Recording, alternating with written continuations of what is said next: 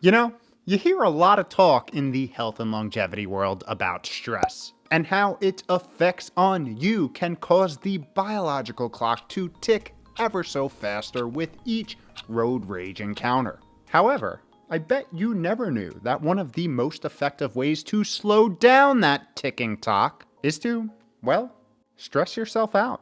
Isn't it ironic? Don't you think?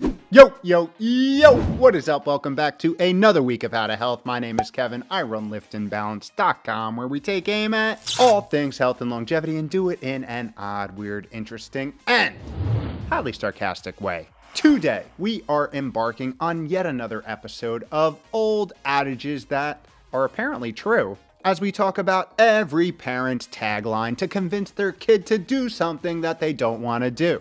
What doesn't kill you makes you stronger, and how it's actually true at the cellular level, ultimately manifesting into this weird, bizarro world yet ancient phenomena in which one of the best ways to reduce low-dose chronic stress is ironically with acute stress. I know, what a world. Now hold the flashlight steady while I fix this. I'm joking. I don't want to trigger any childhood flashbacks. But yes, you heard that right. We're going to talk about how to mitigate and protect against one of the biggest disease accelerators we modern humans face: chronic stress with more stress. What the field has so elegantly coined good stress. Discussing how adding these good stressors to your life can add healthy years to your life, aka increase your odds, likelihood, and probability of longevity. So to do that, we must first start with a few stressful definitions. And you better take notes, because there's going to be a quiz at the end. I'm joking. I'm not, last thing I want to do is stress you out in a video that talks about overcoming stress. Production team, some of these one-liners seem a little counterproductive, don't you think? Huh? You thought it was funny? See what I'm dealing with? First, we begin with the psychological response that most people think of when they refer to the phenomena of stress.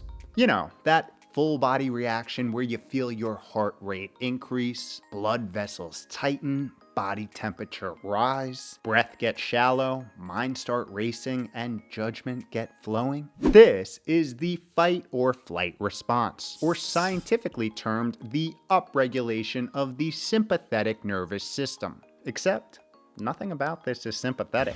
It is an ancient biological response that has evolved to help us get out of harm's way. The response that has played a critical role in the survival of all primates for millennia. Ironically, being modernly triggered most by millennials scrolling their socials. This is the stress response that so many of us intelligent walking apes have become accustomed to in this modern world. The stress that we don't even know is happening because it is such a frequent occurrence. Unconsciously triggered by stimuli such as work, family craziness, consuming the news, scrolling social feeds, and reading all of those Karens complaining on Twitter, bringing us to a major realization, one that we must recognize and understand before we can even think about moving forward. The threat landscape has dramatically changed, from one being physically derived for the majority of primate existence to one that is now highly psychological. Yet, the internal stress response remains the same. Meaning, in this day and age, external, often digital stimuli, which pose zero threat to our physical self, elicit a downstream psychological stress response in a matter of seconds. Yeah. Seconds, altering the entire biochemistry of your body, upregulating stress hormones, elevating heart rate, constricting blood vessels, driving shallow breath, sweaty armpits, distorting thought, the whole kit and caboodle, putting an individual in a fight or flight state with no physical threat anywhere to be seen. These stimuli have become so abundant that this response has become chronic, meaning a constant, everyday occurrence in many people's lives. In fact, according to the American Institute of Stress Statistics, about 33% of people report feeling extremely stressed, 77% report experiencing stress that impacts their physical health, and 73% report having stress that affects their mental health. It continues to be scientifically shown that it accelerates many, if not all, forming or existing disease states. And that right there is a main reason why we need to pay attention to it, especially if we have longevity in mind. And ironically, one of the best approaches to prevent and protect against these micro stressors is with daily, planned stress. Good stress. Yeah, there's such a thing. And I must say, before we dig in, we have a ton of content on stress management techniques and interventions such as meditation, breathing, mindset practices, as well as deep dives on all these good stressors we're about to talk about in the show notes below. So if you're looking for extended information, that's the place to go. Now, back to our old adages. Hold the flashlight steady or else I'll, wrong adage, sorry. What doesn't kill you makes you stronger. This is a concept scientifically known as hormesis, aka beneficial stress. And here's how it works. When our cells are exposed to a low-dose stressor, they respond in a way that makes them stronger and more resilient to future stressors down the line. They essentially upregulate their cellular machinery to respond in a way which primes them for adaptation. And this phenomena has been a key feature for our evolution into the survival machines that we are today. However, there is a fine line between beneficial adaptive response and stress to the point of cellular demise. That's why these stressors are often acute in nature, meaning short and intentional, performed to the extent of bending the cellular machinery without breaking it. And as a result, shifting an individual's internal state to one where it is straight up harder to both physiologically and biochemically become chronically stressed. And I want to emphasize the point harder, not impossible, which we'll talk about in more detail a little later. So what are these acute good stressors? Well, some of the most prominent are exercise, phytochemicals in foods, fasting regimens, heat and cold stress, and, surprise, surprise, nature exposure. Let's explore how each work their stress alleviating magic. First, we touch on the magic longevity potion, which is exercise. It may not make sense how exerting yourself physically can actually be one of the best things you can do to combat chronic stress. So let me help it make sense. First, starting with the elephant in the room. Yes, while you are performing exercise, you are actually activating the fight or flight nervous system, ramping up the stress response throughout your pretty cool meat suit. However, its post-exercise extended response is where the magic happens. During and post this badonkadonking, you stimulate a number of pathways that release bioactive compounds that stay abundant long after the exercise is over, increasing antioxidant levels, mood-boosting endorphins, opioids, cannabinoids, and blood vessel dilating nitric oxide, creating an internal environment for hours after the movement that makes it straight up harder to be psychologically triggered. It also reduces circulating levels of the fight or flight stress hormones, cortisol and adrenaline. And when you mix this with the cellular adaptations that occur in response from the acute inflammation that exercise induces, such as autophagy and mitophagy, which recycle the weak, damaged, futurely problematic components of the cell, and the mitochondria biogenesis that occurs, which is the synthesis of new, healthy, efficient energy-producing organelles, you've got one of the best daily stress reducers on the market. 120 minutes of moderate exercise a week between 65 and 85% max heart rate is a great goal to strive for. However, for now, the stress must continue. Next, our food.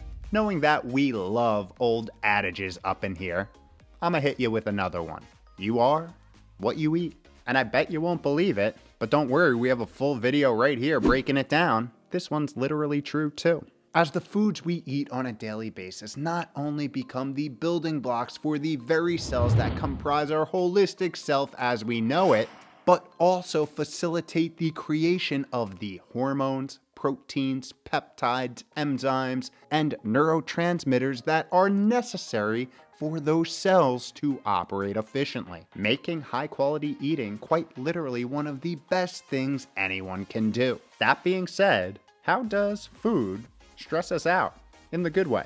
Well, I got 2 words for you. Phytochemicals. Okay, maybe it's 1 word, but who's counting? You see, a lot of the hype around real whole nourishing foods is around the nutrients, vitamins, and minerals it provides to fuel optimal health. And this cannot be overlooked because it's pretty important. However, a lesser known and explored benefit is how a lot of plant-based colorful foods actually elicit a slight toxicity to the host when consumed, and thus trigger the magic of hormesis. Emerging research has displayed that the colorful components or phytochemicals in fruits, veggies, and legumes exert a hormetic-like effect which turn on the expression of genes that encode antioxidant enzymes, protein chaperones, neurotropic factors, and other cytoprotective proteins, ultimately ramping up pathways that protect DNA, improve mitochondria function, fight cancer growth, and make the cell more resilient. And interestingly enough, it's been shown that these hormetically awesome phytonutrients are more effective in their natural form,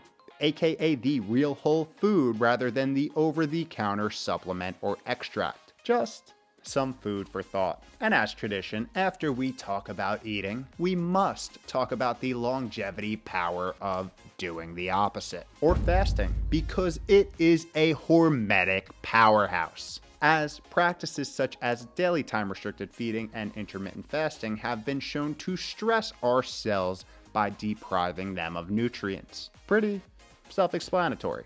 But how is this helpful for stress? A few potential ways. When aligned properly, ideally 10-hour or less feeding windows ending around 2 hours prior to bedtime, you set yourself up for enhanced cellular rest and rejuvenation across all tissue types and higher quality sleep, which is one of the best preventive ways to keep chronic stress at bay, better aligning your natural cortisol cycles, while ramping up a lot of the other beneficial restorative pathways that we've talked about, such as autophagy, mitophagy, and protective enzyme activity. And preliminary evidence has displayed that fasting shows effectiveness in alleviating stress, anxiety, and depressive symptoms. Moving on to some different types of environmental extremes, heat and cold, because they cause a lot of physiological and biochemical ruckus. Good ruckus. Aside from their protein unfolding and metabolic stimulating acute responses, both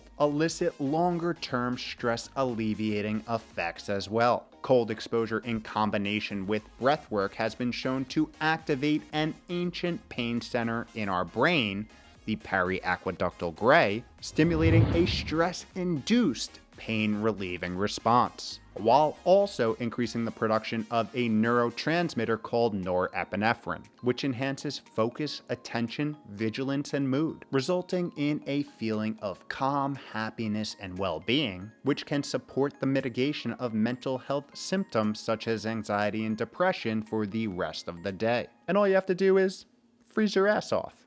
Just playing. In fact, as we saw in this video here, just spending some time in a cool environment or cool room elicits a lot of the beneficial responses. Now, on the opposite end of the spectrum, we have heat, and a lot of it. Think sauna or steam room heat. This type of therapy has been shown to elicit a lot of the same responses as exercise, but, as some would argue, in a slightly more relaxing way. It dilates and relaxes blood vessels, lowers blood pressure, and primes the parasympathetic rest and digest nervous system to take control, a response that can last hours after the session. Oh, and we can't overlook the nice toxin sweat flush that makes you feel extra fresh on the inside. You could check out this video link below for more. Lastly, let's talk some nature. Which is weird because how can nature be stressful? Well, in the best type of way, of course. Now, it is very true that when you go and get a little fresh air and sunlight, it alters your biochemistry in a very calming and relaxing way, without needing to work through any hormetic mechanisms. And that by itself should give you all of the reasons you need to get out in it more often. But something else happens when you get some good old skin-to-earth interaction. And it has to do with little microscopic creepy crawlers, specifically increasing their abundance in and on you, aka your microdiversity, a topic we talk all about here. You see, the outdoor world is wildly abundant in microorganisms. And funny thing is, the more we interact with them, the healthier we tend to be. As our modern day eating and lifestyle habits, one of them being spending nearly 85% of our lives indoors, has crafted a modern day human that is less microdiverse than it's ever been throughout history, often promoting the health and proliferation of suboptimal, health deteriorating communities in the gut, mouth, and skin, with research displaying that microbiome unbalance or dysbiosis can be the cause or byproduct of anxiety, stress, and depression. Now, here's the cool part. Having a healthier diversity of microbes in and on us actually protect us and tune our immune system, making it more specific. So the slight initial stress which ensues from new microbes interacting with our immune system is actually long-term bullish